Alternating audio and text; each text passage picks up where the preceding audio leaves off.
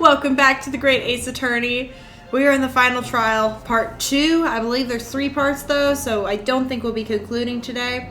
Last time we found out that my best friend might just be an assassin that was sent to the UK to kill a not so famous detective. Alright, and now we're back. Also, Herlock Sholmes is quite the character. Before we begin today, I have a brief announcement. As with the closed trial 10 years ago, some astonishing facts have come to light in these proceedings. The revelation that the well-known Reaper is actually an organization illegally executing its own brand of justice. And the discovery that a respected yard inspector was at its heart until he himself perished in an assassination plot. Well, I say to all members of the judiciary here present on this occasion, that we will stop at nothing to uncover the whole truth behind these disturbing findings that you created. Counsels, you will undertake this trial with the resolve to pursue the truth to the bitter end. Resolve, yes, that's my intention. That's also the name of the game, guys. Also, that just got really loud. There we go.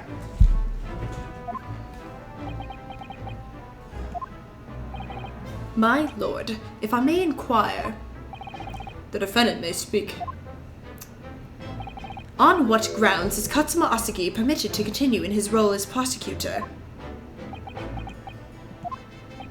He has admitted to colluding with the victim in a plot to assassinate an innocent man. He shouldn't be enjoying the privilege of freedom, let alone leading the prosecution. I had submitted a written petition to Lord Strongheart, requesting that judgment of my transgressions be delayed by 1 day. You did what? In today's proceedings, I intend to expose everything. My whole life for the last 10 years has all been leading up to this 1 day. Katsuma, whatever the outcome of this trial, I give my word that I will accept whatever punishment is deemed appropriate, however severe. And I suggest you prepare yourself for the same, Reaper. He didn't do anything wrong, bro, other than being really, really racist. Katsuma's bristling with hostility today. He's always bristling with hostility. What do you mean today? Like, calm down. Calm down, my man. He's always like this. I get the distinct impression we're heading into very dangerous territory. Is that really even Katsuma-sama standing before us? He was always like this. As an extreme exception to normal practices, I have granted this prosecutor's request. The defense finds this acceptable, I presume.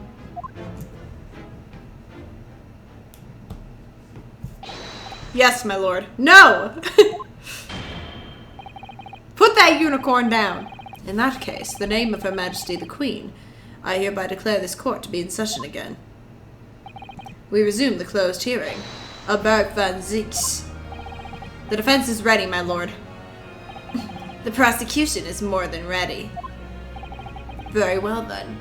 This preamble has taken long enough. Prosecutor Oski, begin. As you wish, my lord. The prosecution calls the first witness to the stand. Bring Shishiro Jikoku into the courtroom. At last, then, we've reached the final battle. He's putting literally everything on the line now in order to get to the truth. Come on, Ryunosuke. It's time for that steely resolve, because this is going to test it to the limit. They just said the title again. I can't. Stop saying the title, please.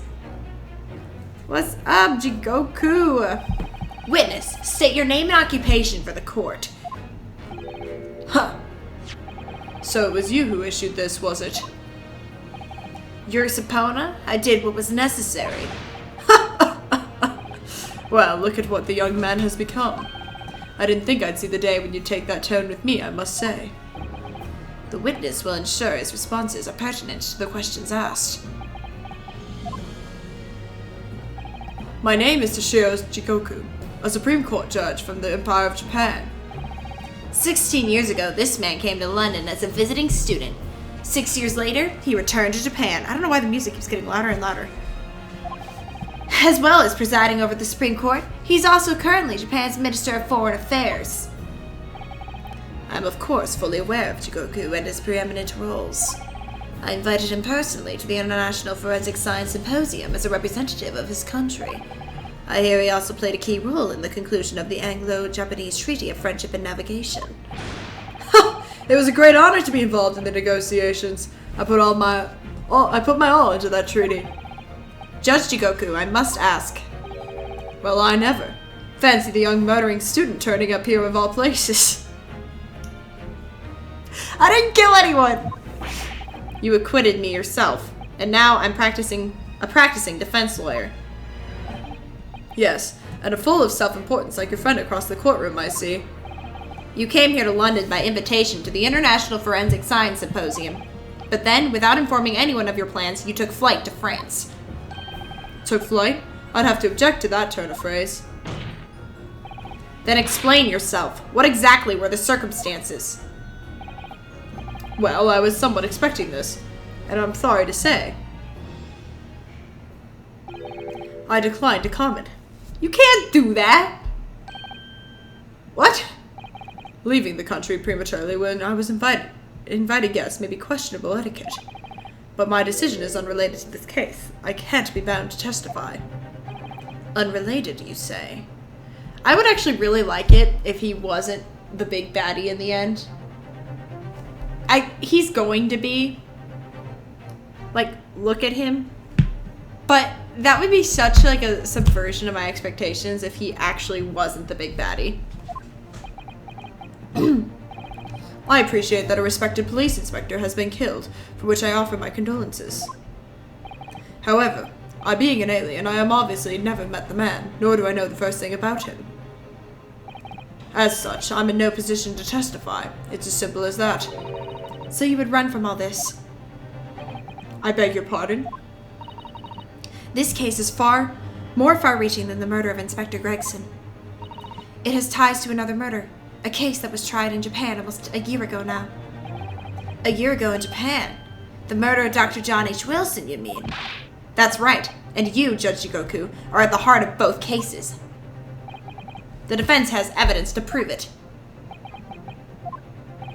Well, Ryunosuke, I see from the look in your eyes that you're resolved to carry this through to the very end, too. Let's see your evidence, then. What proof do you have that Toshiro Jigoku is involved in this case? There's so much evidence to remember that unless I'm playing this all back to back to back to back, I do not remember what I have, so. Back. Thank you. Oh yeah. Take that! That's fine. This is a telegram detailing a communication sent between Britain and Japan approximately 1 year ago. The communication contained 4 names. K. Asagi, A. Shin, T. Gregson, and J. Wilson. You little. Where did you get that? In Tokyo. From your office, Judge Jigoku. Just imagine if they subverted... I'm mad because I know they're not going to do this, but if they subverted my expectations, made him the big bad instead of the guy who looks like a supervillain. And the guy who looks like a supervillain is just like not the best guy, but he's not a villain. But they're not going to do that. What? See, now it just turned down again. How on earth did you... What is this all about? Why is my name on that list? This list of 4 names follows a certain pattern. T. Gregson and J. Wilson are the names of victims. K. Asagi and A. Shin are the names of assassins. The other thing is Asagi might actually be a potential victim, and Gregson's actually supposed to be an assassin. There is a chance. I don't think so, but no. A year ago in Tokyo, Dr. John H. Wilson's life was taken in a Western-style restaurant in the capital.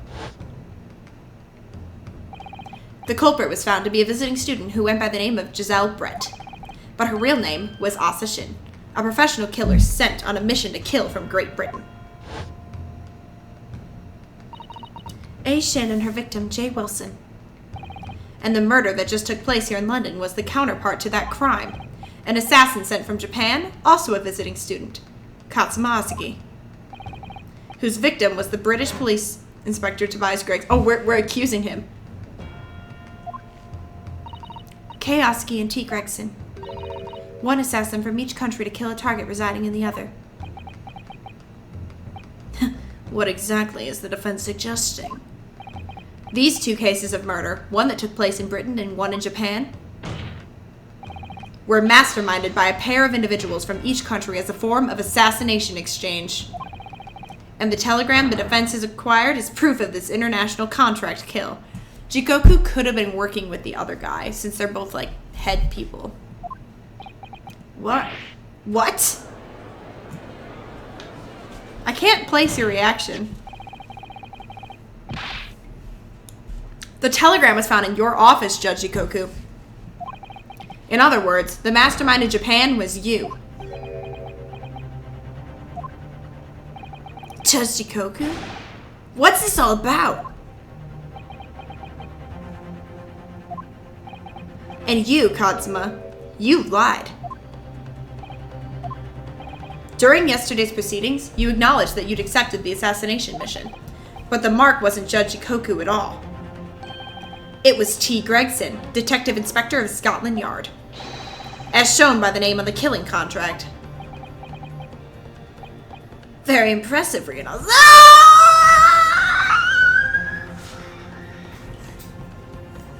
For real? For real. For real. Hold on. I gotta go recover. I need to go get some juice or something. Sorry, guys. Okay. Ace Attorney single-handedly is giving me so many trust issues. Whatever. Whatever. You know what? Love just doesn't exist. But actually, I didn't lie. Ah!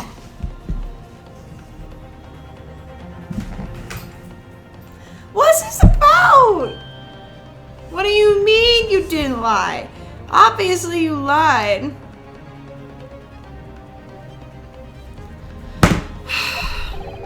The name of the target I was ordered to kill never passed my lips yesterday. Oh. You know what? I quit. I quit. I'm done. I'm done. I'm done. Okay, I'm back. That was a little bit of a strong reaction. But, like, you sassy little prick.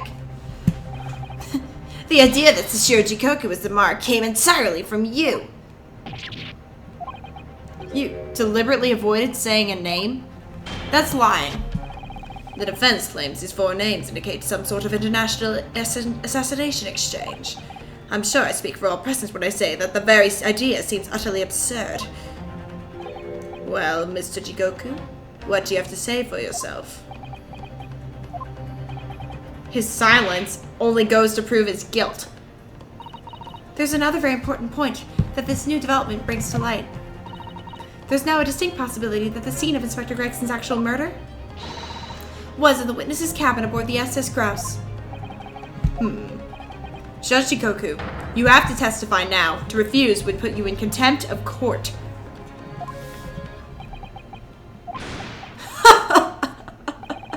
There's no need for quite such a vicious stare, young man.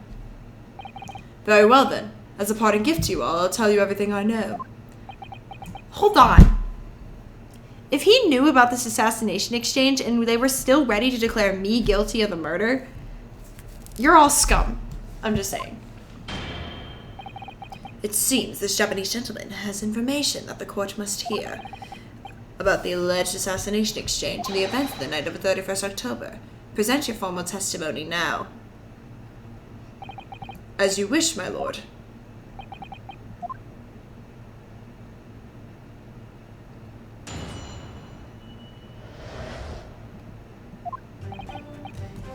It's true that Katsumasaki was assigned the assassination mission 1 year ago now.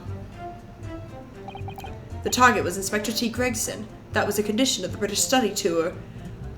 What? However, in the end, something happened that meant the young man was unable to carry out his mission. On the evening in question, a member of the crew was on duty outside my cabin at all times. If there'd been a shot fired, the crewman would have heard it, so clearly I can't be involved. Okay, that's easily disproven because you had the thing lodged up there. So you admitted then, as this communication suggests, there really was an assassin exchange arrangement between Britain and Japan. A political endeavor at the highest levels, not something I can discuss here. To use such a worthy practice as foreign study to coerce someone to commit murder. It's the most appalling thing I've ever heard. Appalling? Well, it's easy to judge. Pardon? Asuki had a reason for taking his sword to that British inspector, you know. What? Which is why he accepted the mission in the first place. Isn't that right, Counsel? What is going on? Katsuma-sama? Judge Shikoku, if you are the mastermind behind this operation in Japan, then tell the court the identity of your counterpart in Britain. He's behind the judge chair. I'm not obliged to divulge such information. As I said yesterday, I've killed nobody. I freely admit that I accepted the mission, but on the night the plan was to be executed, I backed out.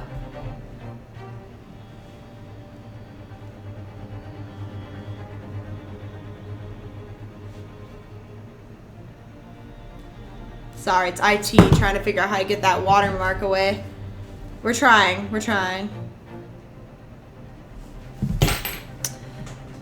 Okay. I believe him.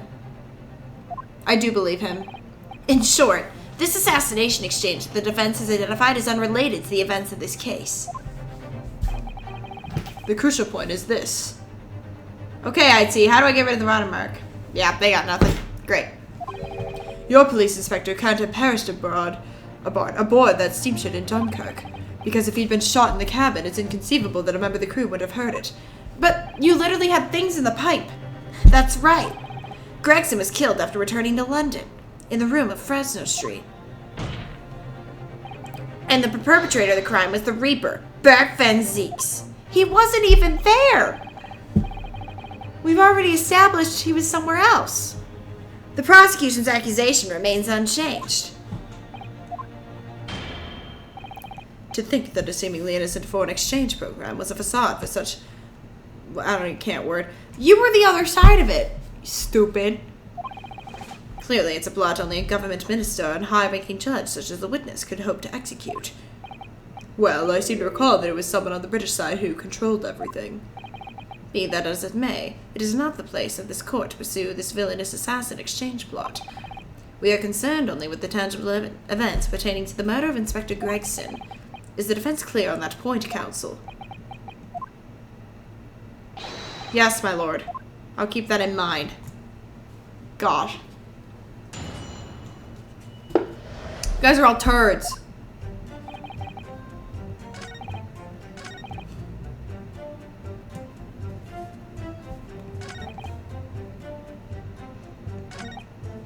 Okay. I'm going to save it here and see if I have a picture of the room. I don't know. I know for a fact that they had something stuffed up there so you can't hear anything.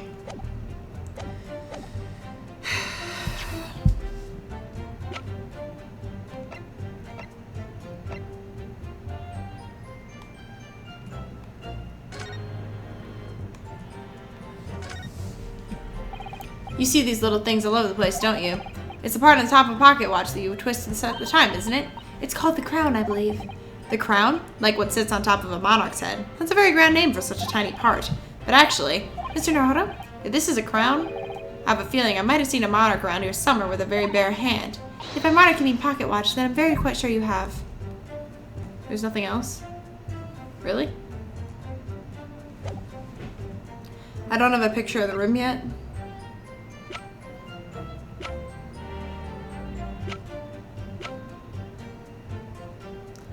Okay, let me, hold on. Okay. Hold it! I presume you're referring to the incident that occurred during Katsuma's passage to Britain in January? The awful tragedy that took place on the steamship. Word arrived at the ministry some 2 weeks after the ship's departure from our shores. The visiting student had been killed, but his body had somehow gone missing in Hong Kong. The news was wired to me from a detective I'd placed on the ship to accompany the assassin. Obviously, Katsuma didn't actually die at all, but he did lose his memory, including all details about his special mission. Did you not consider dispatching another assassin at that point? That was impossible, simply because That black-clad young student over there had already put himself forward as Asuki's replacement. And there was no way to stop him from reaching Britain. Ah! Yay! Eee! That's unfortunate. My hands were completely tied. So Mr. Sholm's strategy worked perfectly. He predicted everything that would happen.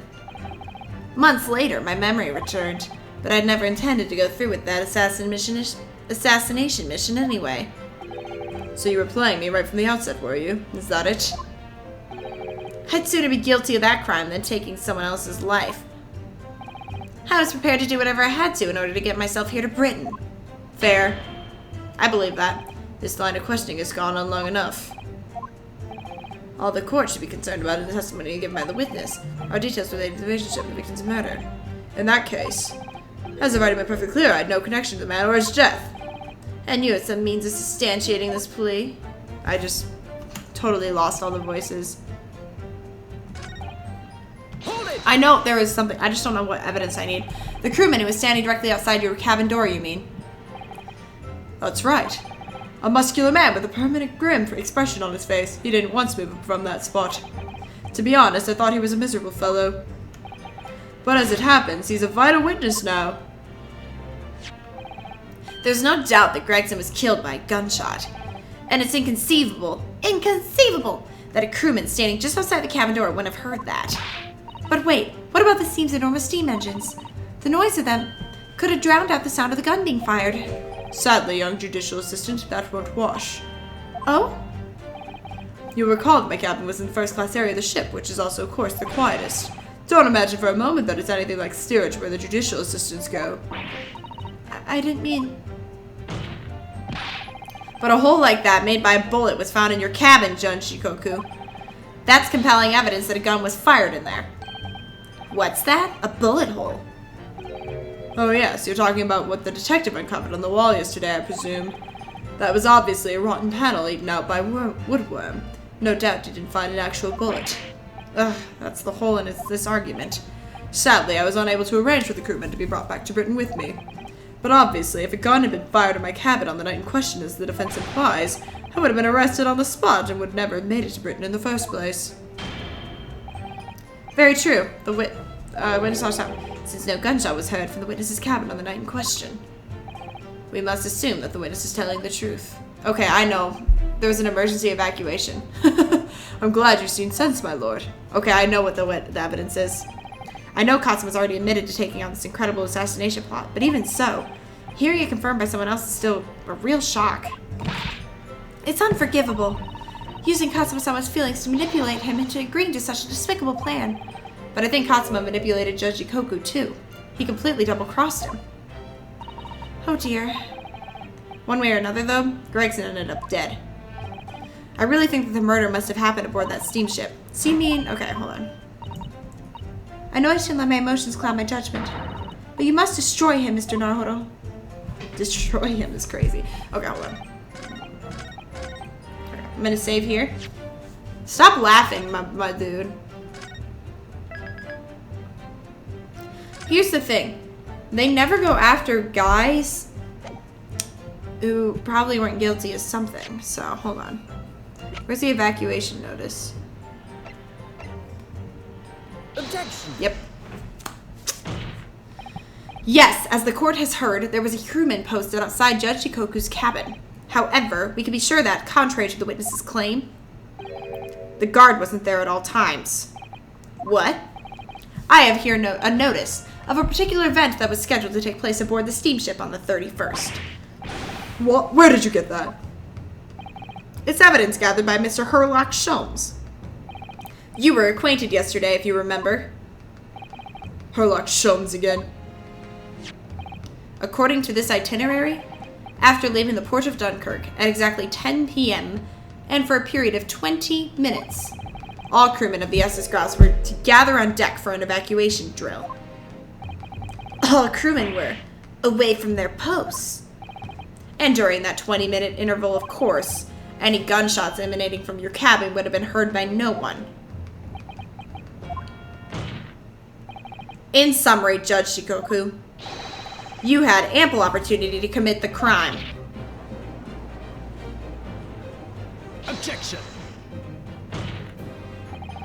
20-minute window of opportunity. That's an excellent find, Ryunosuke. But it amounts to nothing. Why? Because the witness clearly stated in his testimony that no incident occurred in his cabin, unless he has some decisive evidence that can show his testimony to be false. Your accusation is nothing more than conjecture. Very true.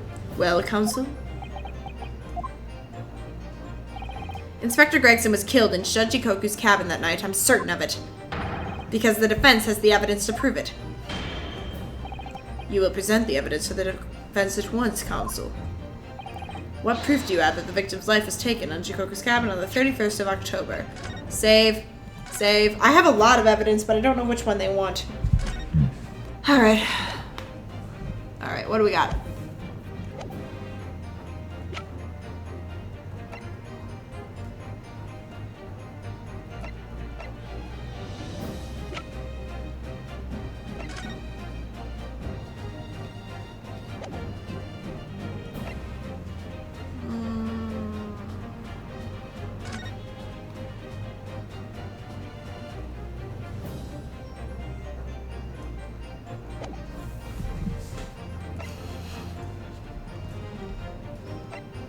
Maybe the trunk?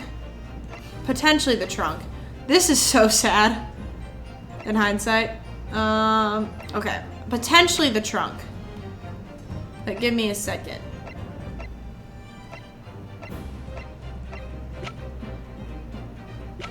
Let's try the trunk. I'm not sure if that's actually it. There's also this thing. Oh, is it the machine part? No, it wouldn't be the machine part. I don't think that comes into play yet. I don't think.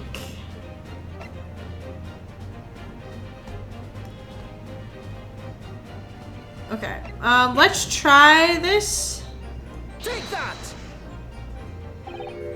Bailiff, take this evidence and incinerate it. No. The evidence was presented after careful consideration, my lord. Then I suggest... Okay, fine. Fine. You guys are so mean to me. It's not the machine part, is it? We could try it. I just don't... Take that! Okay, it was the machine part. Shujikoku, this was found in your cabin yesterday. What is that from? What is that? The crown of a pocket watch. Oh, that's what it is. We literally just talked about it. A pocket watch. And if you will observe, the victim's pocket watch, which we know he treasured, is missing precisely that part. I forgot about that. It can't be. Moreover, this crown is a perfect fit in the spindle protruding from the victim's watch. Now, the fact that this was retrieved from Shujikoku's cabin tells us that the victim's watch almost certainly broke there. In other words, the victim was killed on the 31st during the 20-minute evacuation drill. In the cabin occupied by you, Shujikoku. Well, you're razor sharp, aren't you young murderer? Don't call me the murderer. Objection! Don't objection me. Expertly maneuvered, Ryunosuke. And your argument sounds entirely plausible. At first. But rather like this pocket watch, it's full of cracks. I call your bluff. And I believe Shujikoku feels the same way. I was wrong to acquit you earlier in the year. Sorry? If I'd known that it would result in anyone having to listen to this drivel, I would have declared you guilty just to spare the world, you ridiculous bombast. That is an evil face right there. I think it's clear that the witness will have to give further testimony. When you hear what actually happened in my cabin that night, you'll notice the pitfall in which you've stumbled. Prior to your renewed testimony, I would like to clarify one point. The fact that this part of the victim's watch was discovered in your cabin means that you acknowledge he was there, I presume. Yes, I do. Very well, then. You may proceed to give your formal testimony about what exactly happened in your cabin aboard the ship in the evening of 31st October. Of course. As a man of the law, I have no intention of obstructing justice. BS! You literally agreed to an assassination plot. Gosh.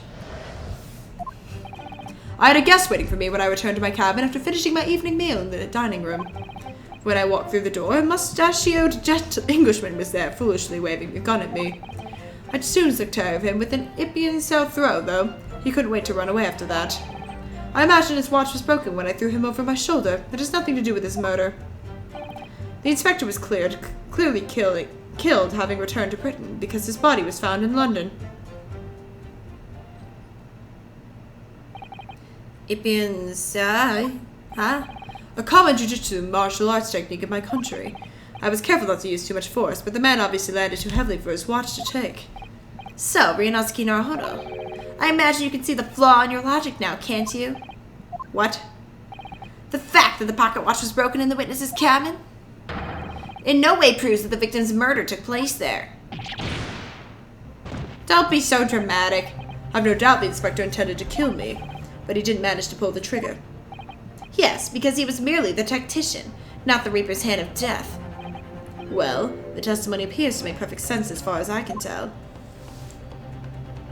Let me express my deep gratitude for your understanding, my lord. But if this testimony holds, Judge Ikoku will be deemed to have no involvement in the case. Well, counsel, I really see no reason for wasting precious court time here at a cross-examination. Sorry, my lord. The defense has a right to cross-examine, and I don't intend to squander that. You're an embarrassment to your countrymen, not knowing when you're beaten.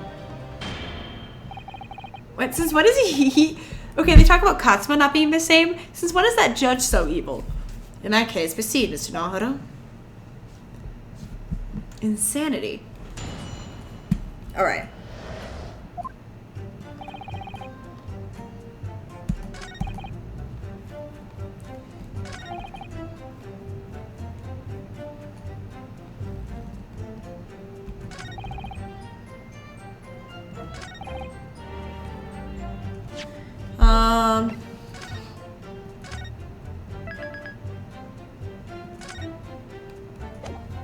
Can I present the autopsy report?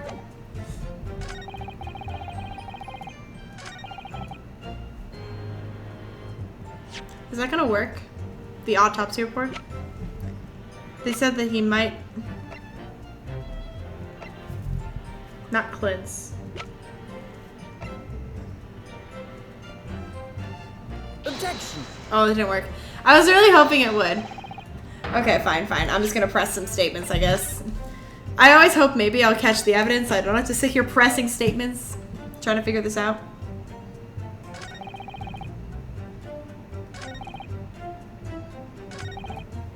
Hold it!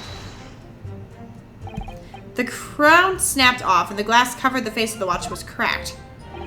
Preferably so the man's head being pulled off or his spine cracking, wouldn't you say? Not that the man was spared for long. A bullet to the chest soon saw to that. But the point is, the broken pocket watch doesn't prove that a murder took place. Absolutely not. All the watch proves is the power of my jujutsu throw. Whatever you say, it doesn't quite ring true that no shot was fired in that cabin. Because there was an obvious bullet hole in the wall. What are you talking about? That's what the star of your lowbrow detective stories told you, is it? Well, I don't care for such fiction. Haven't you worked it out yet, you little stripling? No murder took place in my cabin.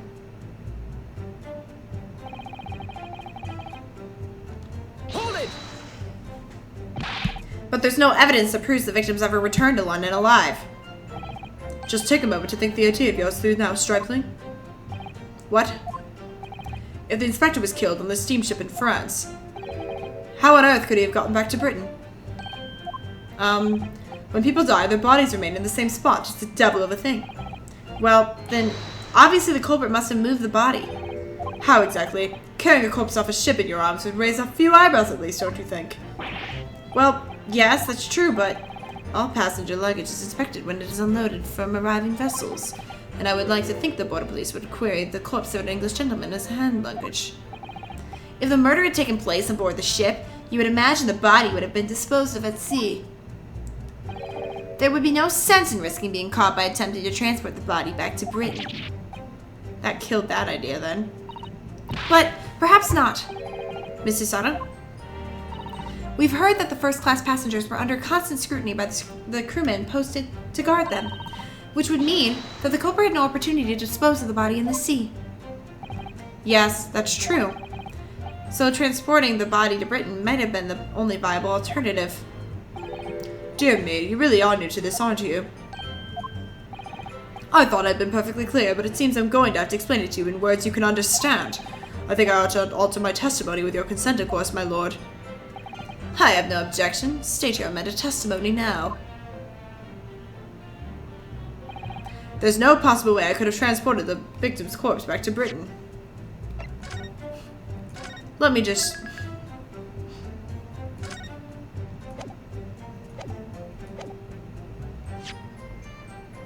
Where's that luggage piece? Objection! No? Really? Yeah. Okay. Guys, there's a blood stain on the thing. And there's a slash on it from a sword. There's an idea. Think about it, Stripling. All passengers and crew disembarked at the same time and passed through the same checks at the border. The symposium guests were then driven straight to the hotel in carriages organized by the ministry. And we met you as soon as you arrived at the hotel. So you did. Well then, remind me, did I have a corpse over my shoulder at the time? What? No. So we're in agreement then. I couldn't possibly have brought the inspector's body back to Britain. Unless, of course, they develop some clever device these days to instantly move things from A to B. Funny you should say that. Professor Harebrain's invention didn't actually work, if you remember, Mr. Naruhodo. Yes, of course. The defense has become unusually quiet, I notice. Yes, because there's really nothing more to say. So that's his story. Well, I suppose if you think about it, whenever you drop a teacup in the office and it breaks, we don't say, Mr. Naruhodo must have been murdered there, do we? Is that a veiled threat about what might happen to me if I break another one? And the fact is that Inspector Gregson's body was found in the little room in Fresno Street. If he really was killed in Shoshikoku's cabin, the body would have had been moved somehow, obviously. Transporting a dead body over a country border, that would be impossible for the majority of people.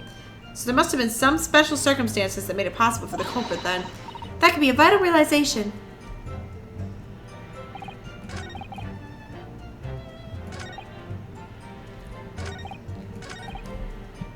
Alright, let me save here. I must have some evidence somewhere. I just don't know what it is for sure. I guess it's a final case. It's supposed to be a little tougher, but my goodness. I've been actually doing pretty well this game, but...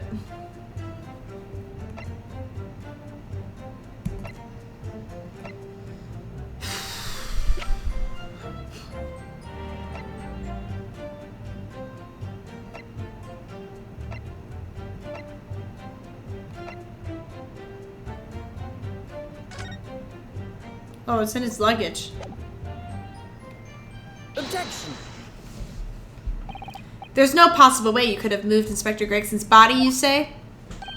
I would say the opposite is true. And what's that supposed to mean? Far from being impossible for you to do. The transporting of Inspector Gregson's body back to Britain is something only you could do. What are you talking about, Ryunosuke? I've slowly made his voice more and more annoying the more annoyed I get with it. As well as being a judge, Mr. Jigoku is also Japan's Minister of Foreign Affairs. Which means he's exempt from having his luggage searched when he enters the country. We learned that when we first met you upon your arrival in London.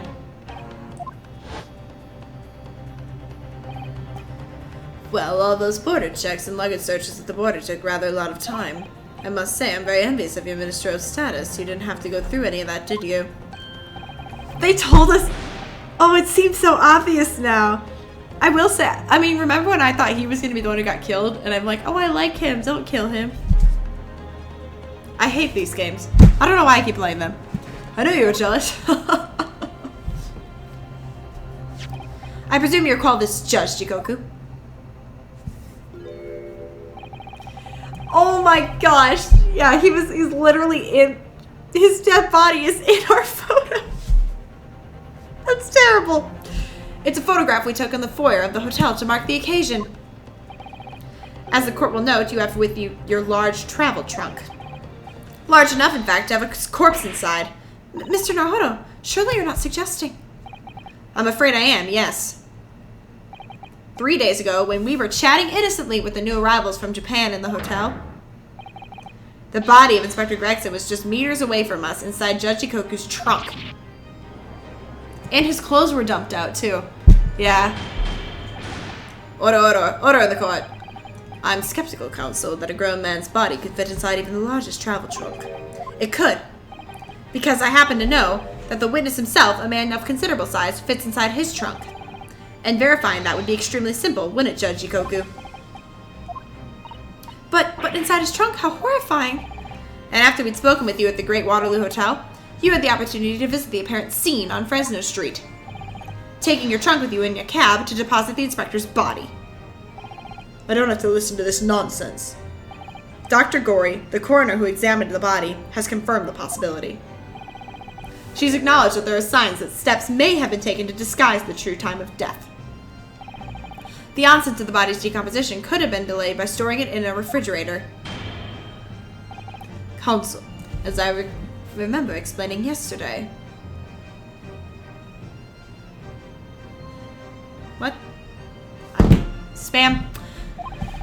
Refrigerators of the requisite size are few and far between. Yes, I'm sure they are, but one place they certainly found is on large ocean liners. Such ships are equipped with electrically refrigerated cold rooms to keep food fresh on their long sea voyages, and the SS Grouse is no exception. Professor Mikotoba told me about it only yesterday. Well, Judge Shikoku? However much you prolong this debate, you can't eliminate the truth. All the evidence points to you being the killer.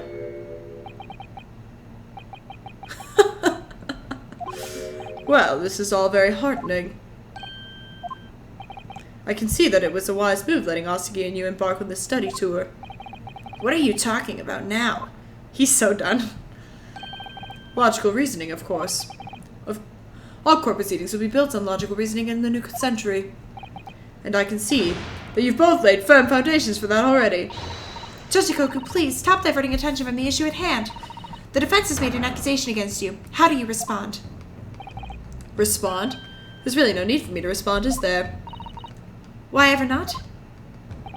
Because before you could even begin to answer the question of when the victim was killed, you must first establish one key fact. Where was the victim killed? It's quite logical. The actual scene of the crime? The prosecution's stance is unaltered. The killing took place on Fresno Street when the gunshot was heard. As the accused, Berg van Ziek shot the victim at point-blank range. Since no tangible evidence exists to disprove the prosecution's claim at this time, the defense's deductions amount to little more than an elaborate fairy tale. I'm afraid that's how the logical reasoning the British are known for really works, young stripling. The victim was shot in that little room on Fresno Street and died instantly? I'm afraid it's the prosecution's claim that's the only fairy tale here.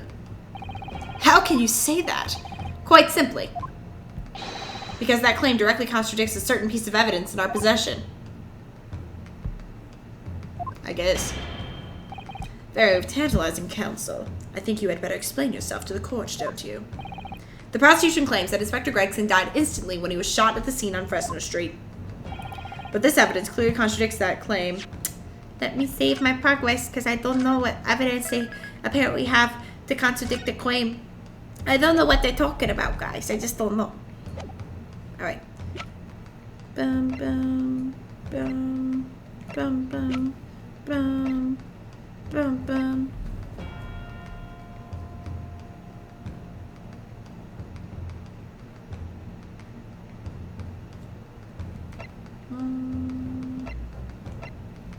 The trunk, right? Take that! No? Okay. The Japanese are a curious breed. I can't. I'm gonna be playing Life is Strange soon. They better not be this racist all the time. I swear. I can't take it anymore, guys. I can't. Okay. Why does he have a wig on?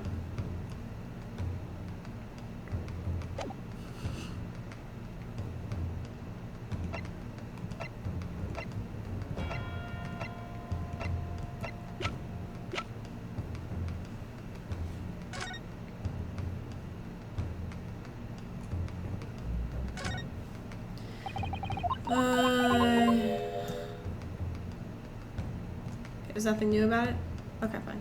Thought maybe. I'm just really trying to figure this out. I hate having to look things up.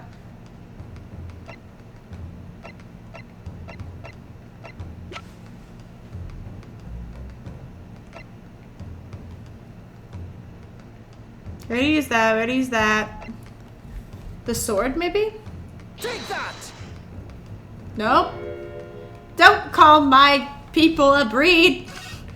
I say. This is tough. Okay, maybe it's just the autopsy report. Take that! No. Okay. Let me think. Okay? Calm down. I love how much faster this loads now on the computer.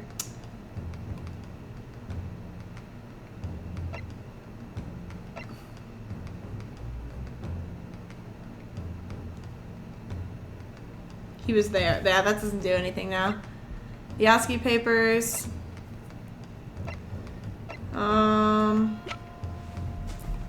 photograph? Take that! A photograph of the victim in the very location you claim he wasn't killed. Yes, but the point is the posture of the body itself. I did say that from the start a little bit. If Inspector Gregson had been shot there in that room, it's out of the question that his body would have been curled up in a ball like that. I'm sorry to disappoint you, but your logic is flawed. He could easily have adopted the fetal position due to the pain of the shot, but subsequently proved fatal. I'm sorry to disappoint you, Judge Shikoku, but it's your logic that is flawed. What? According to this autopsy report, the victim died instantly. But what if we update the autopsy report? And the death could have lasted a mere minutes, or he could have been awake a mere minutes after death. In this kangaroo court. He would have felt no pain, much less been able to draw himself into that position. Ugh. Which begs the question of why the victim's body is curled up in that way. Though the answer should be abundantly clear by now. You're suggesting. Of course I'm suggesting! The inspector's body took on that posture ahead of its arrival on Fresno Street, before it was coldly turned out on the floor from the inside of a large travel trunk. No. You're quite right, the shape of the body. It looks exactly as if it had been kept in a confined space. I didn't even think about that. I always just said that picture looks sketchy. Also, why is he wearing a red wig? Judge Shikoku, present your trunk for examination. I believe it's very possible it will contain traces of the victim's blood. Ugh! Present my trunk. I refuse. What? On what grounds? I'm the Minister of Foreign Affairs from the Empire of Japan. I shouldn't have to put up with this treatment just because of some stripling's baseless accusations. In other words, Judge Shikoku, there's blood in your trunk. I decline to answer that. Ah! As the Minister of Foreign Affairs, At this moment, you're not a government minister. You're a witness in a trial in Britain's highest court. I don't care who you are or what your status outside this courtroom might be. You will not withhold information. Nothing is more important than the truth. But you can't handle the truth.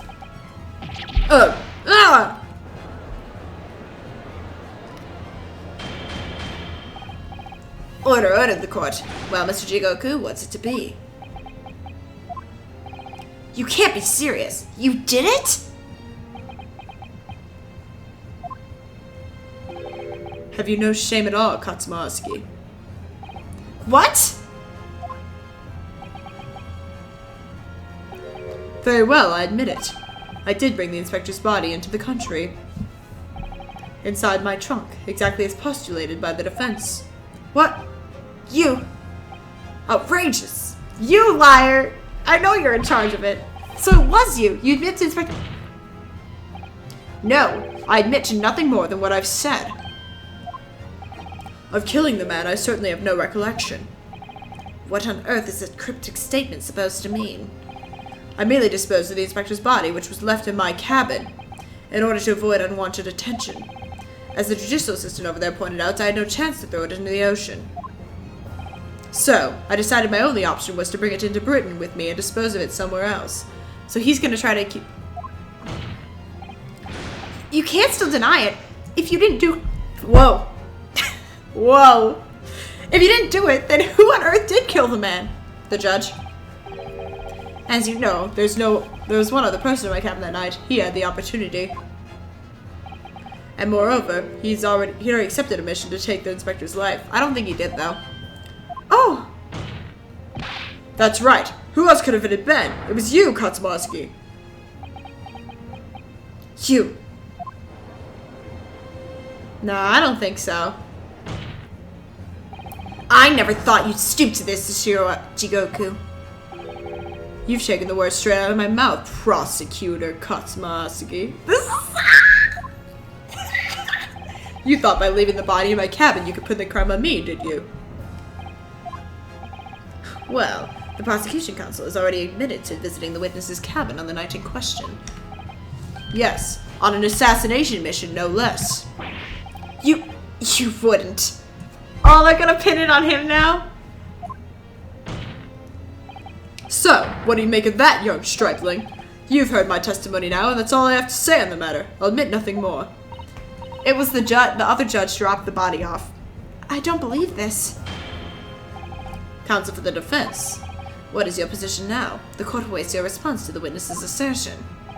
The assertion on the night in question, the victim's assailant was in fact Mr. Katsumaski. This isn't the dead end it seems to be. The answer's right in front of me. It comes down to Jigoku or Katsuma. Both of them had the opportunity to kill Gregson, but only one of them did it. And I'm just a step away from proving who. Very well. The defense is ready to respond to the assertion put forward by Judge Jigoku. The idea that the victim's murder could have been committed by Prosecutorski is...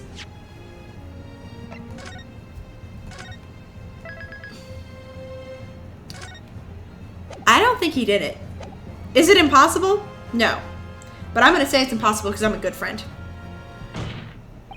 Judge Jigoku, let me remind you of something you said only a few minutes ago. You claimed that logical reasoning is the future of the judicial process. It is, no question. Well, logical reasoning can prove something here. Namely, that it would have been impossible for Prosecutor Osuki to commit the crime. What? The court will only accept an argument that is supported by compelling evidence. So present what you have, counsel. What proof is there that allegedly demonstrates the impossibility of Prosecutor Osuki's involvement? I'm gonna say the sword. He would have killed him with the sword. He would have killed him with the... yeah. Take that! You're making the evidence weep here, Ryunosuke Naruhodo. Sorry? Every piece of evidence is a role to play in arriving to the truth. They're not playthings you can toss around the courtroom for entertainment. Oh? Okay. It would have been impossible to fire a shot without being heard.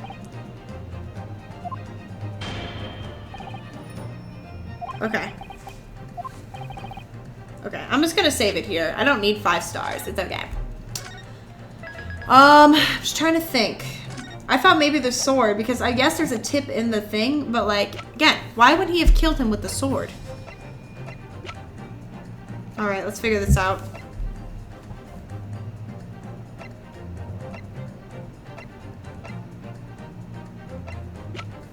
What evidence do I have?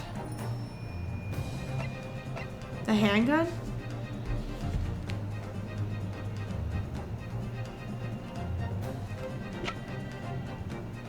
Does Osuke even know how to shoot a gun? I don't know. Okay, hold on. Let me think. Letter of instruction. Okay, it's not that.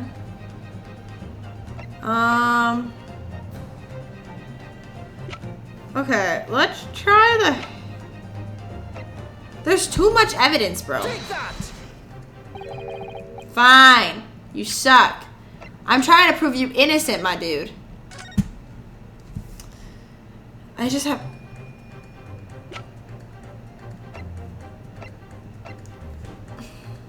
Okay, it's not the sword. Small component, telegram from Japan. Autopsy, passport.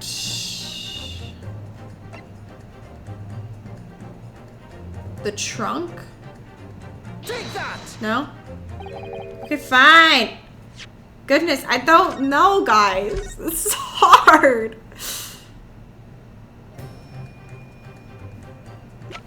Okay, not the telegram.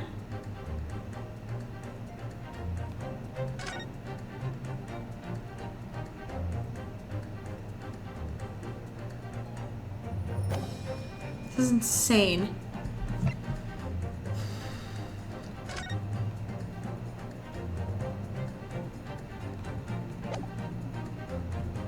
I don't know.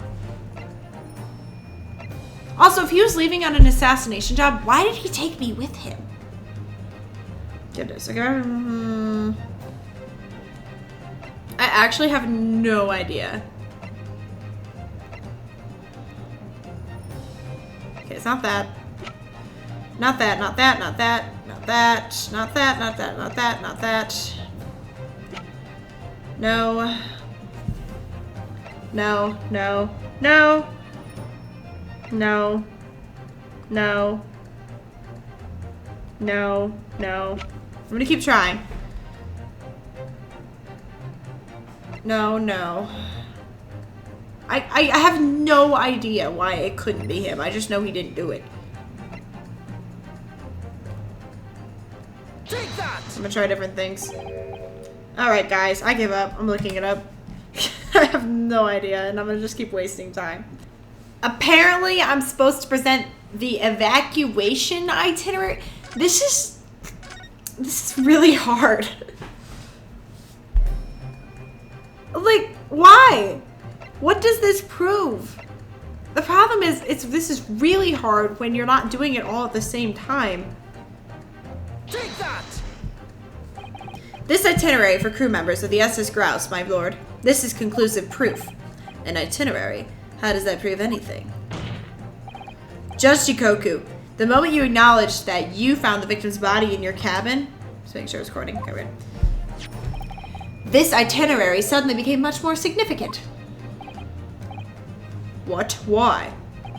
On the night in question, as always, a crewman sentry was on guard outside your cabin door. As long as he was there, nobody could have fired a shot inside the cabin. Absolutely, because it's inconceivable that the guard wouldn't have heard it and come to investigate. So that tells us that the crime must have taken place when the guard was elsewhere. And that narrows it down to the 20 minutes just after 10 o'clock. Oh! Yes, I see no flaw in your reasoning so far. Goodness. But the crucial point is, when the evacuation drill took place, the steamship had already been put to sea from the port of Dunkirk. Ah. Now, clearly the murder could only have been committed by somebody who was aboard the vessel at the time. But Prosecutor Ozaki stated in yesterday's proceedings, I didn't come to Great Britain to take anyone's life, so I left Gregson and disembarked the ship. I spent that night at a boarding house in the town, and returned to England the following morning. Which I'm sure the court will agree is conclusive proof that Katsuma Ozaki couldn't possibly have carried out the killing. Gah!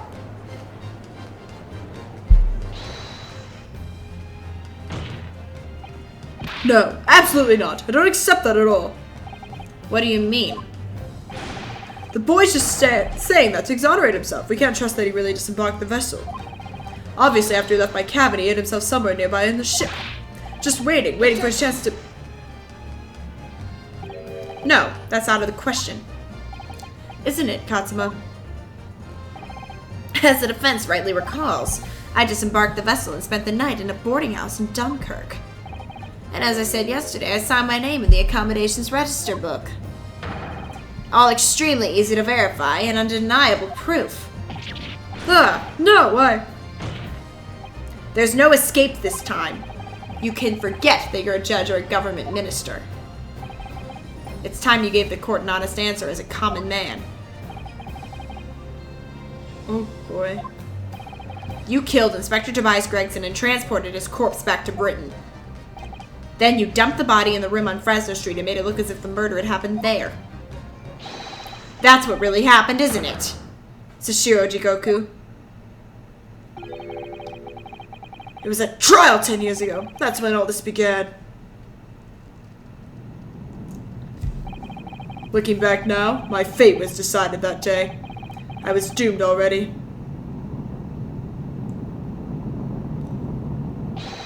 Ah!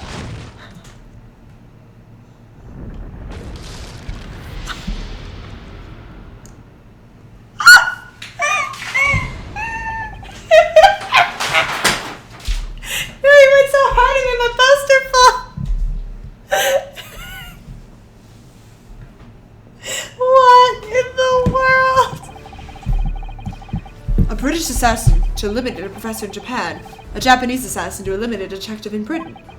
Both assassins will use diplomatic immunity to evade fiction and return safely to their homelands. The assassin exchange request arrived from Britain about 1 year ago. Though it was hardly a request, it was a demand. And for that, you decided to recruit Mr. Ryunosuke. But things didn't go according to plan. Your chosen assassin... But things didn't go according to plan. Your chosen assassin never made it to Britain. And you found yourself unable to dispatch a replacement. Because I was already on my way to Britain at that time in Cosima's place. And that left me with only one option for carrying out my obligation. To eliminate the mark myself, personally. Of course, there was but a single opportunity for me to do that. The International Forensic Science Symposium, I presume.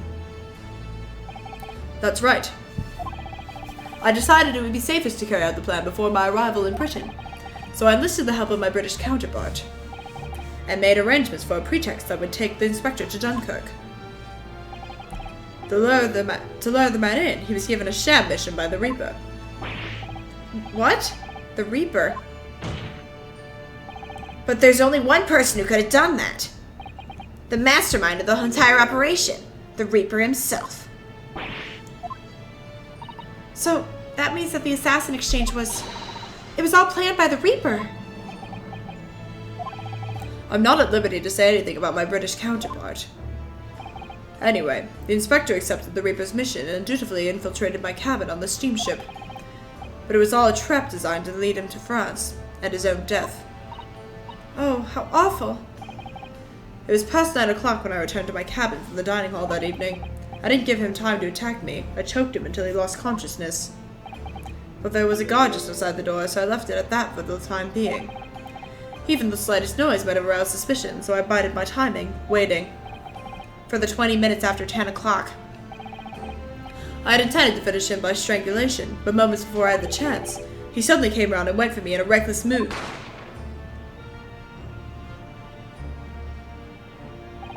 I'd received the British-issued gun 16 years earlier.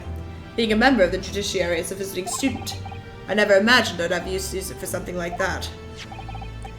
So the revolver belongs to you, does it? Then the victim was killed inside your cabin on the SS Grouse, which begs the question of why you arranged for his body to be discovered in the room on Fresno Street. The young judicial assistant over there has already answered that question. There was no way I could take the body up on dock to throw it over the side. That's precisely where all the crewmen were gathered for the evacuation drill. So before the first-class cabin sentries returned, I took the corpse to the refrigeration room. And then on arriving in Dover, you concealed the body in your trunk in order to smuggle it past the border police. I knew I needed to take steps that the police would be convinced when the body was found in London. In that case, you must have known. You must have had intimate details of Inspector Gregson's intended schedule. Yes, my British counterpart sent me everything I needed to know.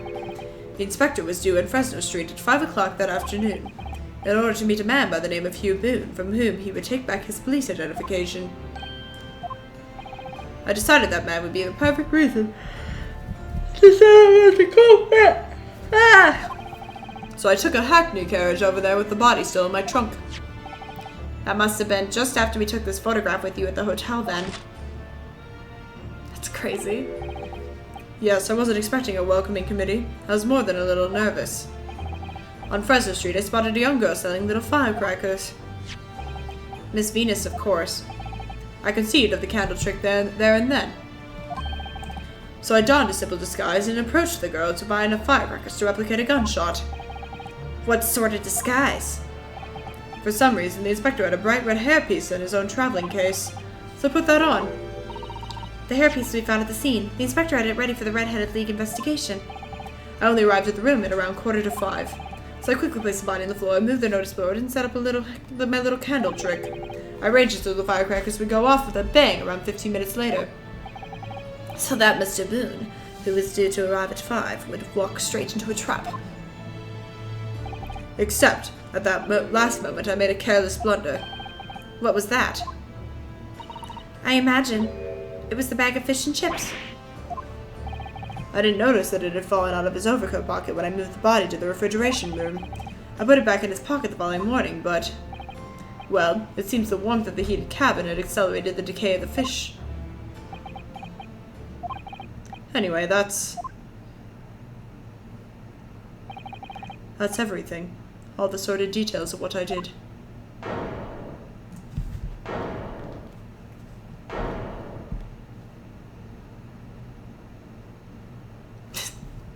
Gone is the witness stand.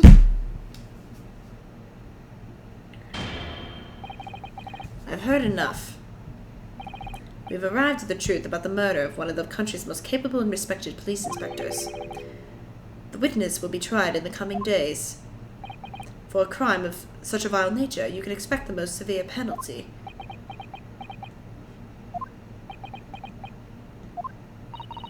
An exchange of assassins. What a foolhardy idea. Mr. Jigoku, one last detail. Who was your counterpart in Britain? Who was the mastermind behind the assassination exchange? Come on. Nothing you say now can make matters any worse for you. Just tell us. Enough! I've already told you that I cannot say. He's literally in the room. Even if as things stand, you may very well never set foot in your homeland again. But he can. What are you waiting for? Can't we get this over with now? It's finished, all of it. I'm finished.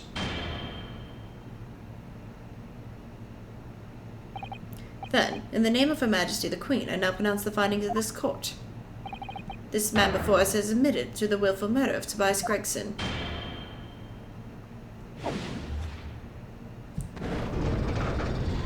He's guilty. Sushio Jigoku, it is the opinion of this court that you should be found guilty.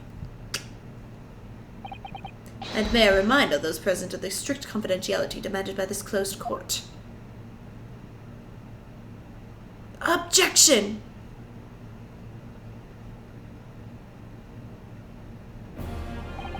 Moments ago, Mr. Jigoku signed a written confession, admitting to the murder of Inspector Gregson and the subsequent conveyance of the body. In short, the defendant's innocence has therefore been established beyond doubt. Oh, wonderful. Well done, Mr. Naruhodo. Yes, thank you. Is something wrong? I'm just a little troubled by his silence. The true identity of the Reaper the Bailey and this extraordinary assassin exchange. We do remain in the dark about these mysteries, however. Insofar as the indictment is brought against the defendant in this trial, we have reached a conclusion. I have every intention of pursuing both mysteries. As a prosecutor. As you wish, now for the formal adjudication. I hereby declare the defendant. Objection. Yeah, there it is.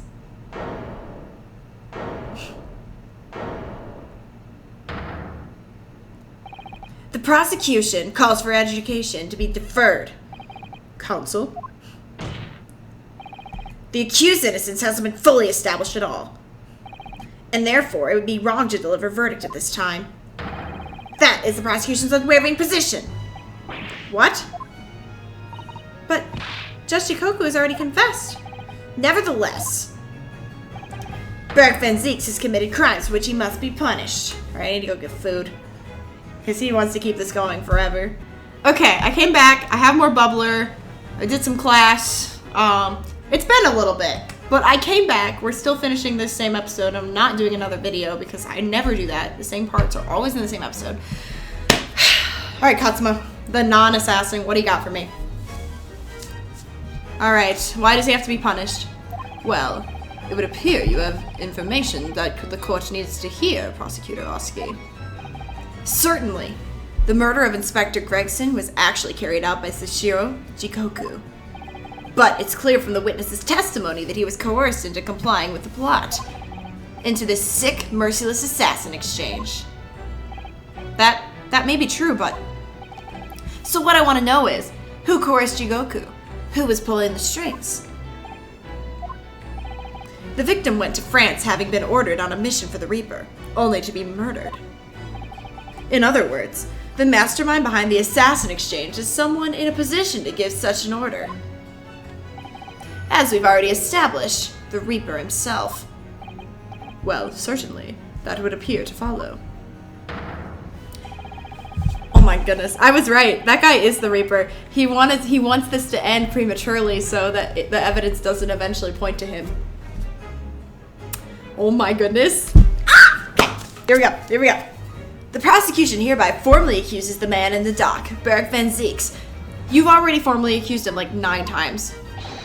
Of being the Reaper of the Bailey, and furthermore, I'm going to prove his guilt beyond all reasonable doubt. What? What? Don't be such a drama queen. Order, order, order! The Reaper of the Bailey is the long-standing mystery counsel. Are you suggesting you have some new information which to build a case? Scotland Yard has already investigated Lord Van Zieks very thoroughly in that regard, and they found no evidence whatsoever to substantiate the claim that he is the Reaper. Perhaps, but circumstances have now changed. What do you mean? It's already been established that the assassination exchange was negotiated with Jigoku by the Reaper himself. Which means, we now have a new line of questioning by which to identify definitively the man's identity. That is the prosecution's intention here. I must say I'm surprised by quite how tenaciously you appear to want to besmirch my name. You are guilty of an unforgivable crime, Lord Van Zieks. And I will bring you to justice for it, whatever it takes. Ah! We good. Wait, there we go. That explains Katsuma's silence before. He'll stop at nothing to finish what Lord Van Zieks unwittingly started 10 years ago. Very well. Whilst it's extremely irregular, I will on this occasion grant the prosecution further opportunity for witness testimony. The defendant will disclose any and all involvement he had with the Reaper and the assassination exchange. I thank you, my lord, for guiding the court so wisely. What court? There is no court! I hereby declare this court to be in session for a supplementary hearing.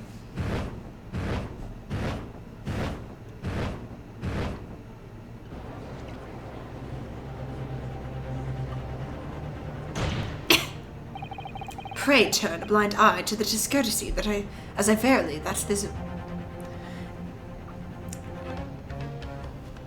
Pray turn a blind eye to the discourtesy as I verify that this vile and unremitting accusation hasn't soured the contents of my hallowed chalice. Lord Van Zieks! I first had to suffer the pseudonym of the Reaper 10 years ago now, and ever since that time I've endured the weight of the implied guilt that's gone with it. So I welcome the chance to testify now and crush those allegations once and for all. Good. Then I let justice decide, Lord Van Zieks. The prosecution seeks to begin building its case by calling the accused to the stand as the primary witness, in order that he may answer the accusation brought by the prosecution that he is the Reaper of the Bailey. And what says the defense? Putting the defendant in the witness stand can be extremely dangerous. And Katsuma-sama is so emotional at the moment, he's not thinking logically.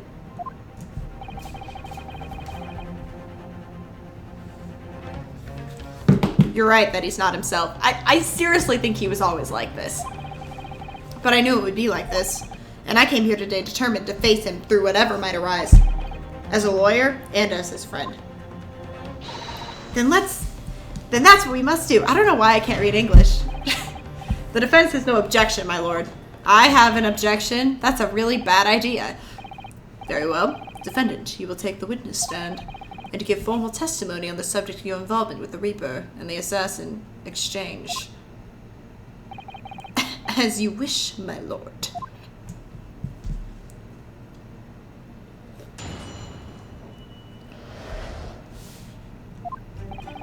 I've never taken the life of another, nor have I instructed another to kill. I've been investigating the truth behind the Reaper for years, and I was aware of Gregson's involvement. That's the reason why I went to Fresno Street that day, and how I came to discover the body. The point is, no common thread exists between myself, Gregson, and Dr. Wilson. Clearly, therefore, there's no reason to suspect me of being behind the assassination exchange. So you deny all accusations by the prosecution? Both that you are the Reaper the Bailey and that you masterminded the assassination exchange. I acknowledge that the public at large believe me to be the Reaper. However, that's a fallacy, which I alone am in a position to forswear. Naturally, the prosecution believes the testimony just given by the accused to be untrue. Ryunosuke Naruhodo. Yes? Let me ask you, why are you here? What really brings you to this courtroom? Since when is this a therapy session? We should have been done with this like 8 hours ago. A desire to uncover the truth. Even if the truth proves your client to be guilty, he's not guilty. From all my experiences in this courtroom, I've come to realize something. The truth can't be hidden. Sooner or later, it will come out. Maybe in this world. So it's always been my intention to work with my client in pursuit of the truth. I want you to remember what you just said. Yeah, you remember when your boss is found guilty of being the Reaper. Okay? You're gonna bite those words, Katsuma. Butthead. Enough dilatory chatter. Counsel for the defense proceed to cross-examine the witness. Yes, my lord. I know exactly what you're thinking, Katsuma. I know, you're just waiting to point it out. The contradiction you're convinced lies somewhere within this man's testimony. The link at the end, right? It's gonna be about the link at the end, I think.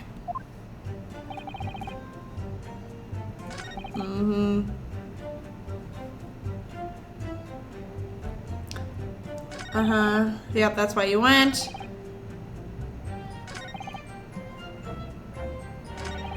Okay. I think it's gonna be this point.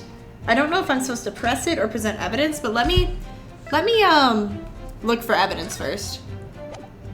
We're gonna find you're not guilty. It's gonna point to your boss somehow. What's the common thread? I know what the common thread is. What's the evidence to the common thread? There it is. Objection. Really? Okay, fine. Fine. Be that way. You guys suck. Can you let me lawyer in peace? Hold it. There is a link between you and Gregson, though. Of course. We were close acquaintances. We've worked on numerous cases together. I considered the man to be a mentor of sorts. He taught me a number of important lessons. He did? Such as what? Where to buy good fish and chips and such like. Well, that was convincing. Dr. Wilson was a coroner, of course, but that was some time in the past. And in any case, I understand it was several years ago now that he was invited to work at a Japanese university. That's right. He was a visiting professor at the Imperial Yume University in Tokyo. It should be unambiguously clear, then, that no link exists between myself and him. In other words, I had no motive for sending some assassin across the oceans to kill the man. It sounds plausible enough, and I want to believe it. Something about this just doesn't quite sit right with me. Okay, so it is that statement.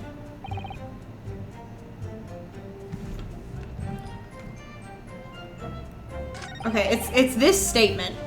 There must be evidence.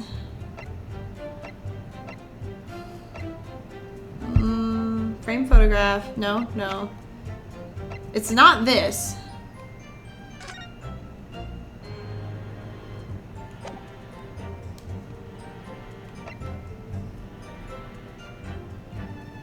What about the autopsy of his brother?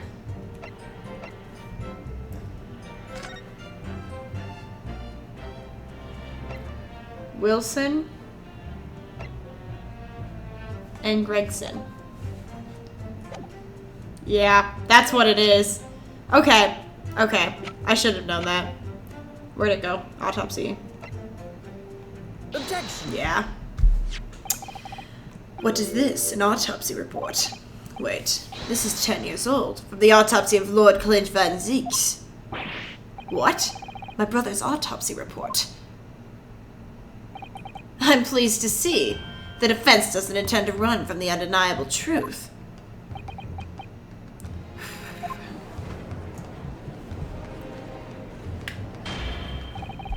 Order in the court. What reason do you have for presenting a 10-year-old autopsy report here, counsel? The autopsy report of the professor's final victim is an undeniable, unless I don't know English, which there's a chance if you see me on this channel, is an undeniable link between Inspector Gregson, Dr. Wilson, and the defendant. Not that accursed name again. The professor. I personally researched all the court records relating to that case. I know that at the time, autopsy was considered sacrilege to the victims' souls, and for a member of the aristocracy like Lord Clint Van Zieks, it was unthinkable.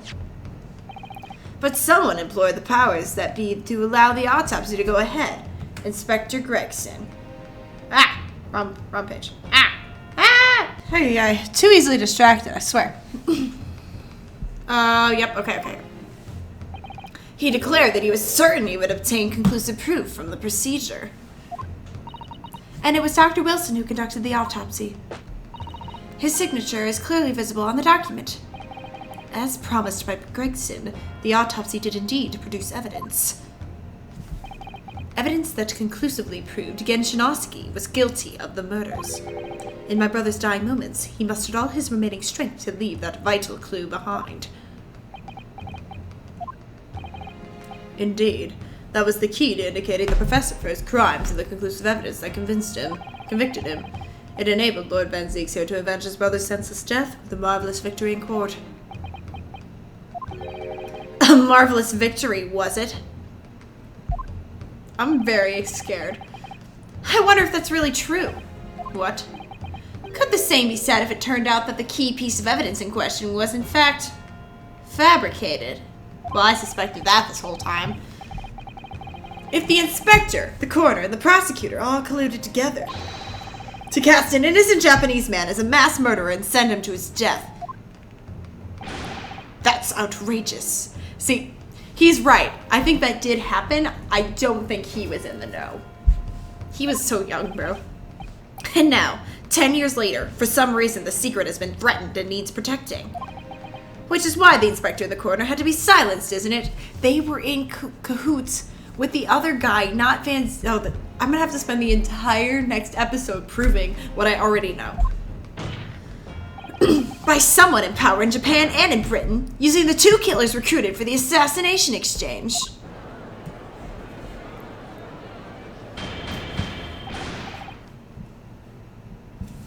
Order at once.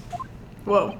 10 years ago, my father was convicted in this very courtroom as a mass murderer, to be sentenced to death. But it was all a sham, and I swore to myself that I'd prove it. Which is why I had to come to Britain, whatever the cost.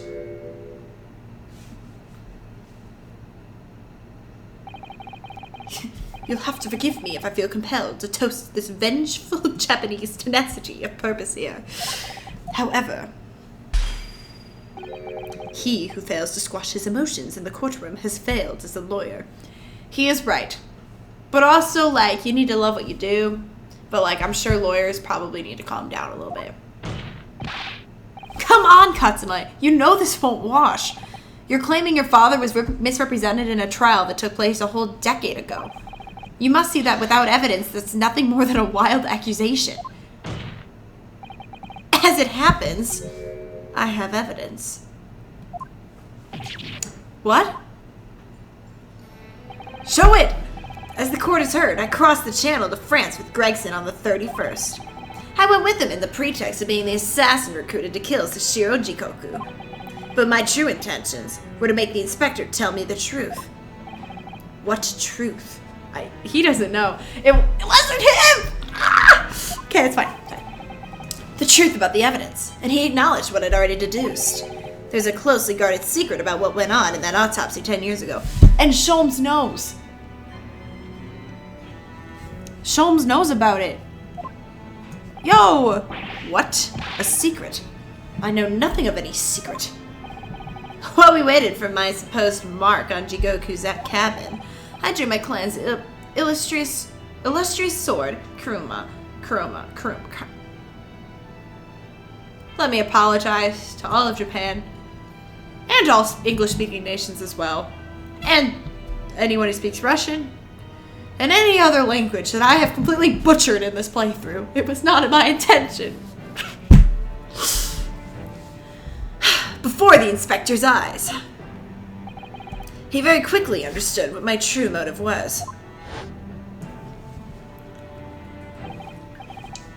Right, I see. You're like Osagi's young lad, are you? And what? You gonna cut me down with that thing, is that it? That will be very much depend on the answers you give to my questions. I want to know what really happened 10 years ago. The truth. That's all. Before we get into it, let me make one thing clear. I still believe your father was a professor. There's no doubt in my mind. But unfortunately back then, we didn't have the evidence we needed to make the crime stick. So, you admit it then. The evidence used in my father's trial was fabricated. It was for the good of the... Oh, anyway, I was just following orders. Orders? What exactly did you do? Speak! I'm not saying another word. Even if your life depends on it. That's right. Even then. That's why he sliced the... Okay. So that's when the tip of the sword broke. Oh, Katsuma-sama. If the results of Clint Van Zeek's autopsy were fabricated, then the investigating officer Gregson and the lead coroner Wilson must have known about it.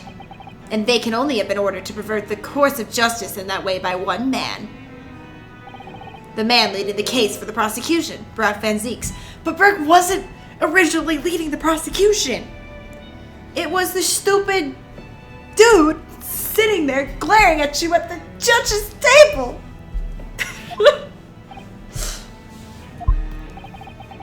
In other words, the defendant did have cause to organize the exchange of assassins. Exactly. And as was established earlier, it has to have been the Reaper himself who...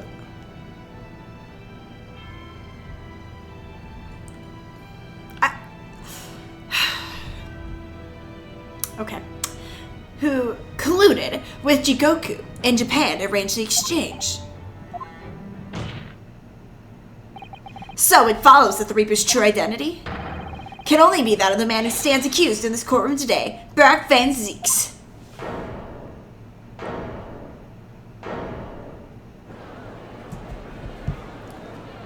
Objection!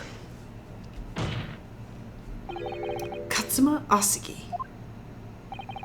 What? I made him sound like such a brooding teenager, but he kind of is. What you've just told the court. Are you absolutely certain of your facts? Did Gregson really fabricate evidence for that trial 10 years ago? I heard it with my own ears. His shameful admission.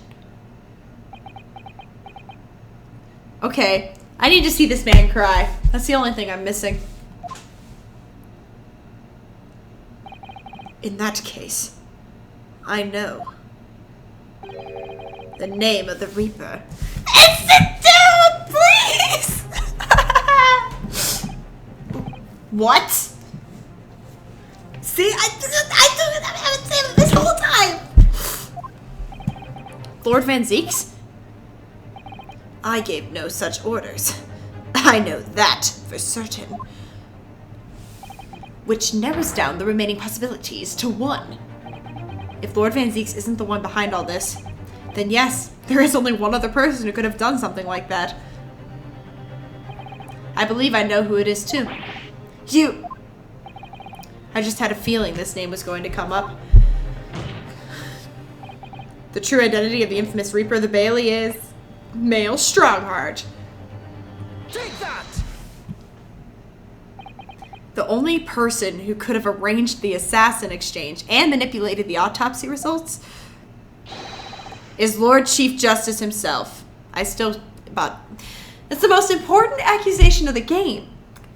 Is the Lord Chief Justice himself. They should have had him spin in more circles. What if I spin in a circle?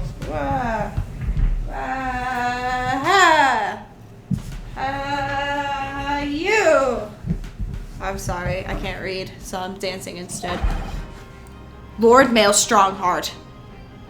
Don't look at me like that. What? Lord Strongheart? You really didn't suspect him? I guess he was blinded by hatred. Yes, it's true that 10 years ago the defendant handled the prosecution of the professor in court. But he only took over the case after his brother, Lord Clint Van Zieks, had been killed.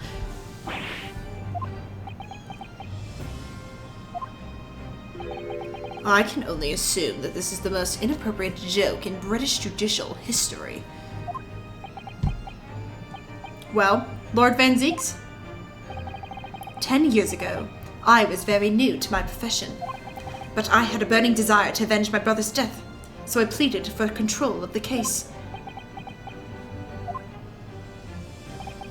The investigation to that point, the supplication of the Lord to allow my brother's corpse to be examined, all the evidence I was given, the autopsy reports, it all came from you. I've spent my life since then believing I was in your debt for the way you stood aside and let me handle the trial. But I see now. I was very much mistaken. It was a hugely influential force that caused the inspector and the coroner to break the law 10 years ago. And that same force was still felt a decade later on the other side of the world by Sashiro Jigoku.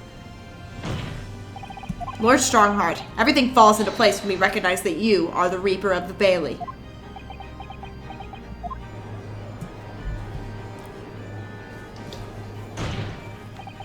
Accusing 2 judges in one trial is kind of crazy.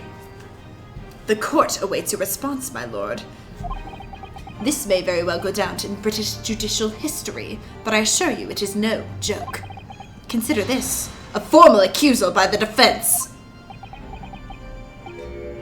It doesn't warrant a response. A formal accusal? Don't be absurd. The defense's claims are utter nonsense. A wild fantasy at best. You're not going to defend yourself? You claim there was some wrongdoing with Lord Clint Van Zieks' autopsy?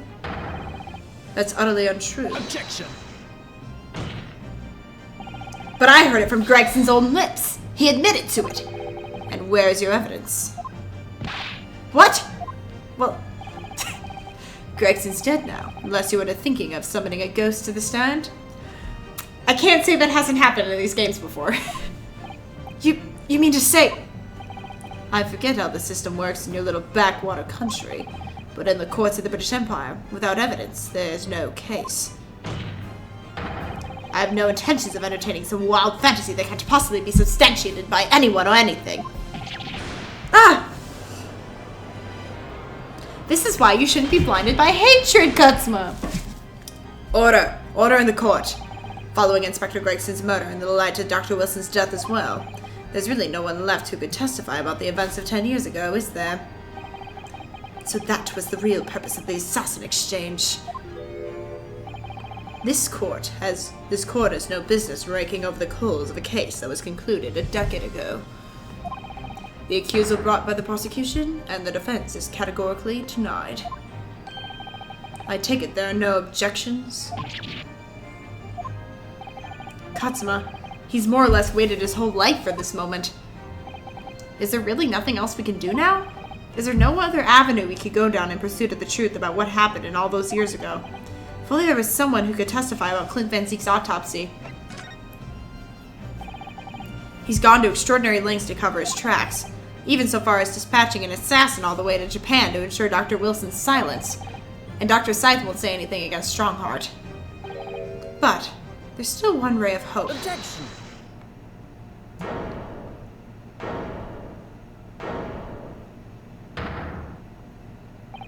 Actually, there is one person. One person who could still testify about that autopsy. Don't be ridiculous. There's no one left. Who, Ryunosuke? Who? Tell me! Katsuma, Please, this trial can't end. Not yet. I'm not doing this for you. That's right. It's not for him anymore. I'm doing it for the truth. The person the defense would like to call to the stand to testify about the autopsy of Lord Clint Van Zeeks is... Okay, wait. Doesn't Sholmes know something? Because he saw that evidence and then he hid it. And we also... I think it's Sholmes. I really think it's Sholmes. If it's not Sholmes, I guess Iris did steal it. But it's definitely Sholmes. Take that! Denied.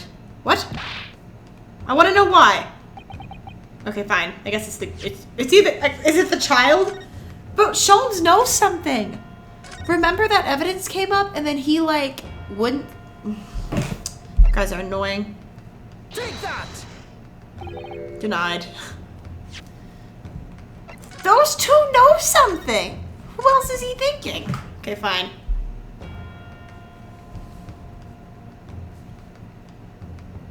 The epitome of a refined Japanese lady. It's crazy. Does Yuji Mikotoba... Oh, he was there. Take that! Oh, I forgot he was there.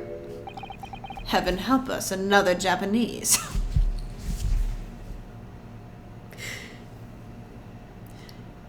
I swear, this game got recommended to me.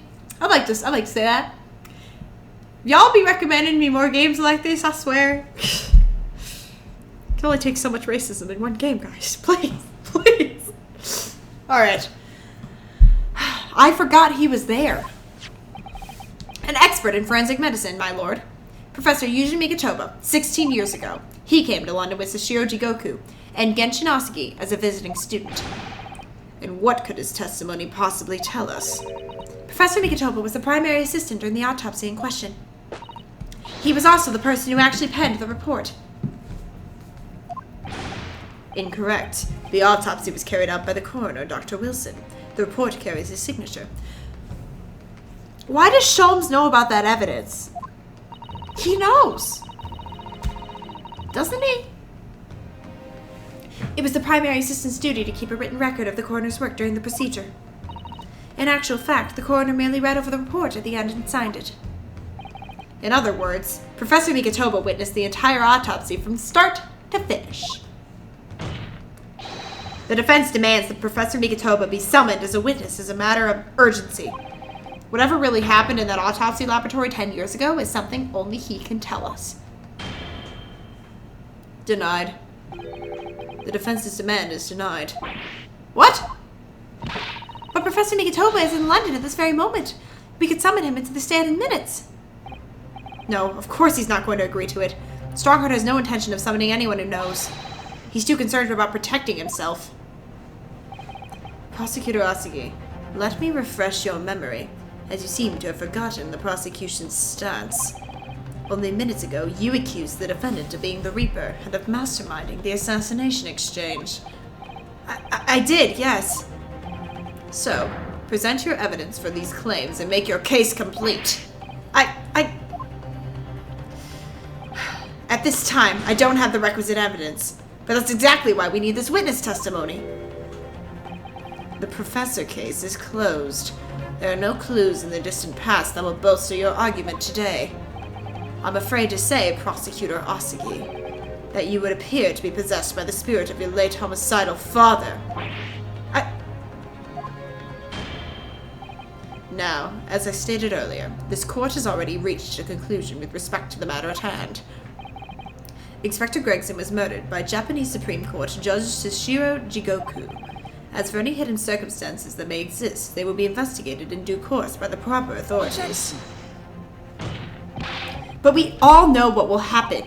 That'll just give the mastermind of the whole venture time to cover his tracks again. By which you mean me. Your punishment for this contemptible behavior will be decided at a later date.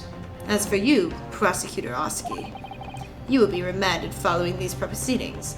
Willingly, I trust, since you gave your word. Ugh. This futile game of revenge is over, young Master Osugi.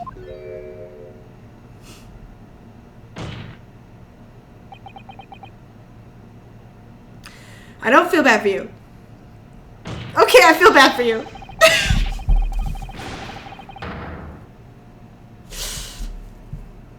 I do feel a little bad. That will be all. I hereby declare this trial to be... Sholmes? Yes! Mr. Sholmes! This is no place for amateur detection, Mr. Sholmes. May I remind you that these proceedings are closed to the general public. You will leave the courtroom at once. Mr. Sholmes was instrumental in the apprehension of Sashiro Jigoku before he fled from Europe. The court should hear what he has to say. Lord Mayor Strongheart, it's imperative that you refrain from bringing this trial to an end at this stage. Is it really? And why would that be? You need only recall your own words from the opening of the trial to answer that question, if I may. We will stop at nothing to uncover the whole truth behind these disturbing findings. Surely it can't be that the shock of being accused of being the Reaper yourself has erased that from your memory, can it? The whole truth, sir, has already been uncovered. It would seem that we have a great many important members of the judiciary present here today. I put it to you, my dear fellows, should the trial end at this juncture? After all, why have you been invited to attend? To nod along at the pre-verifications of your superiors?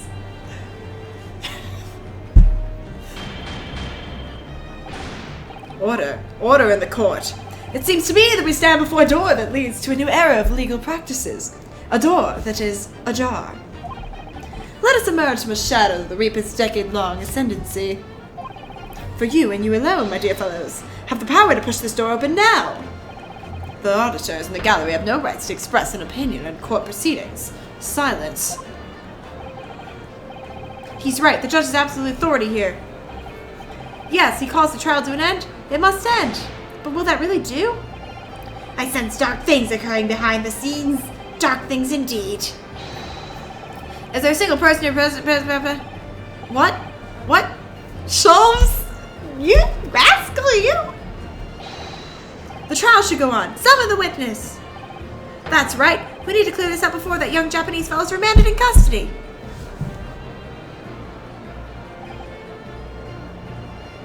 Come on. My lord, you assured those present that you would uncover the whole truth here. Vindicate yourself. The truth, the whole truth, and nothing but the truth. That's the very foundation of British law. A toast to my dependable colleagues in the gallery.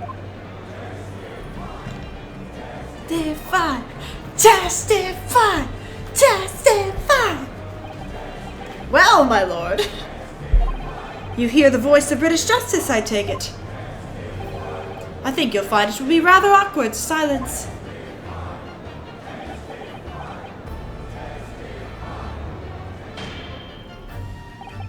The court will recess briefly. I have no intention of shrinking from these allegations. I'm torn about this dude, man. Bailiff, arrange for the subpoena of the witness at once. As soon as the gentleman arrives at the courthouse, we shall reconvene. A recess won't be necessary, my lord. Pardon? Mikitoba is a close friend of mine. He accompanied me today and is waiting in the antechamber as we speak. I do believe he's been enjoying a little trip down memory lane, in fact. What? Professor Mikitoba's here in the courthouse. Mr. Sholmes, you didn't know this would happen, did you? My dear fellow, no one is in a better position to answer that question than you, surely. I wasn't just asking for the fun of it, you know. Well, I must thank you for your insistence in this matter, Mr. Sholmes. However, you are of no further use here. Kindly leave the courtroom at once. But of course, in truth, I find myself rather busy now as a result of these developments. Mr. Naruhodo! Yes? I trust you have Iris' little lucky charm with you. Absolutely. It's still in my pocket. She sends her regards and a reminder. If you find yourself at a dead end, the ears are at your disposal. Just one tug, if you please. Oh, of course. In that case, the trial will continue without delay. Bailiff, show the witness to the stand. So it's Lord Strongheart. He's the Reaper, the Bailey. I've been saying this since the first day here. Look at that dude. Where exactly is this trial going to take me, I wonder? Just how deep am I about to get plunged into the blackness of the abyss? Well, I'm ready. I'm ready to head into the heart of this maelstrom and confront whatever horrors it tries to drown me under.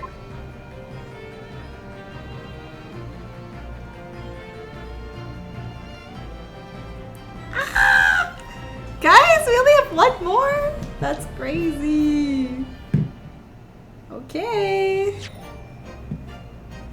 Well, that was part 2. Join us next week for the final trial. And don't forget, if you have any suggestions, there is a Google form. I will read the comments, but I'm more likely to respond, or to actually do it if you put it in the Google form, because then it's on a list for me to do. Yeah. All right. I'm going to go mentally recover and eat a sandwich. So, goodbye. Wrong bed. There we go. Goodbye. Arrivederci.